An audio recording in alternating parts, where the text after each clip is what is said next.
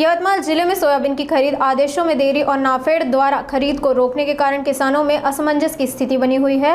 इस अनिश्चितता के चलते किसान अपने उत्पाद को बाजार में बेचने के लिए भटक रहे हैं, लेकिन स्पष्ट दिशा निर्देश न मिलने के कारण उन्हें विभिन्न समस्याओं का सामना करना पड़ रहा है। यवतमाल में नाफेड द्वारा सोयाबीन की खरीद अस्थायी रूप से रोक दिए जाने से किसान संकट में है। खरीद आदेश न मिलने के कारण खरीदी केंद्रों से किसानों को लौटाया जा रहा है। ऑनलाइन प्रक्रिया में देरी और तकनीकी दिक्कतों से नाराज किसानों ने ऑफलाइन खरीद की मांग की है। बाजार में दाम गिरने की आशंका से किसानों की चिंता बढ़ गई है। प्रशासन ने जल्द समाधान का आश्वासन दिया है, लेकिन आधिकारिक घोषणा बाकी है। माझ्याकडे जवळपास 40 क्विंटल सोयाबीन आहे आणि नाफेडची खरेदी बंद असल्यामुळे जवळपास 500 ते 1000 रुपये आम्हाला क्विंटल मागे नुकसान होत आहे आणि त्यामुळे आधीच पिकी कमी आहे आणि त्यामध्ये हे नुकसान सहन करावं लागत आहे। माझी शासनाला विनंती आहे की त्यांनी ताबडतोब निर्णय घेऊन शेतकऱ्यांकडे शिल्लक असलेले सोयाबीन खरेदी करावे आणि शेतकऱ्यांना थोडा तरी दिलासा द्यावा।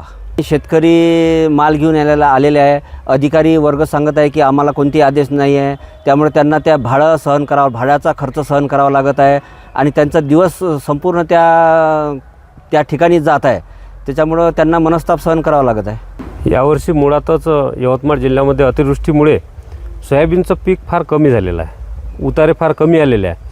अशा परिस्थितीमध्ये आमची एक भाबडी आशा होती का सोयाबीनचे भाव वाढतील, परंतु सोयाबीनचे भाव अजूनही वाढलेले नाही।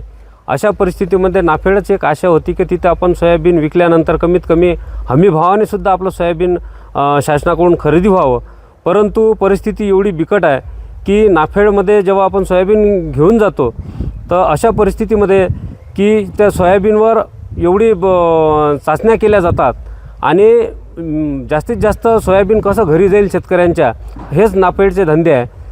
सध्याच्या परिस्थितीमध्ये ऑनलाईन तुम्ही नोंदणी करा, परंतु ऑनलाईन नोंदणीसुद्धा बंद आहे।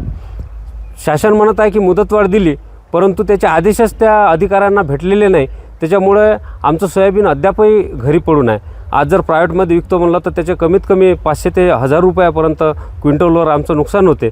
म्हणून शासनाने जी ऑनलाईन पद्धत केलेली आहे ती बंद करून ऑफलाईन पद्धतीने जे शेतकऱ्यांचं सोयाबीन घरी पडून आहे ते सगळं सोयाबीन शासनाने घ्यावं अशी माझी विनंती आहे।